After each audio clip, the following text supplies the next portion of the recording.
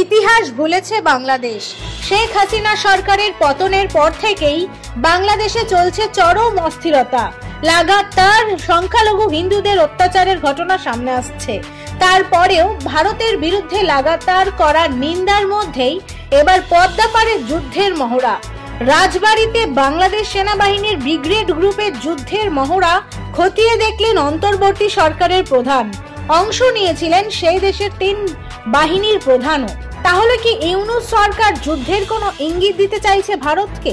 হিলি থেকে মাত্র 50 কিলোমিটার দূরে বাংলাদেশের রাজবাড়ীতে চাঁদমারি সেনা ক্যাম্পে চলছে বাংলাদেশের সেনাবাহিনীদের যুদ্ধের মহড়া। আর তার জেরে আতঙ্ক ছড়িয়েছে উত্তর ও দক্ষিণ দিনাজপুরের সীমান্ত লাগোয়া গ্রামগুলিতে।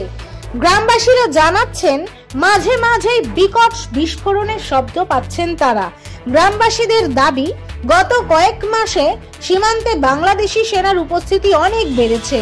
বিজিবির আড়ালে সীমান্তে অস্থায়ী ক্যাম্প তৈরি করেছে তারা। রাত বাড়লেই সেখান থেকে আসছে গুলির শব্দ। ভারতীয় সীমান্ত লাগোয়া যে কৃষি জমিগুলো রয়েছে, সেই জমিগুলোতে চাষ করতে যেতে চাইছে না কৃষকরা। তাদের আশঙ্কা, যেভাবে বাংলাদেশের দিক থেকে গুলির আওয়াজ আসছে, তাতে চাষ করতে গিয়ে যে কোনো সময় তারা গুলিবিদ্ধ হতে পারেন। তবে এ বিষয়ে সরকার কি কোনো পদক্ষেপ নেবে? কি মনে হয় আপনাদের? সেটা অবশ্যই আমাদের কমেন্টে জানাবেন। এবং পরবর্তী আপডেটের জন্য দেখতে থাকুন Indo Bangla Times business TV.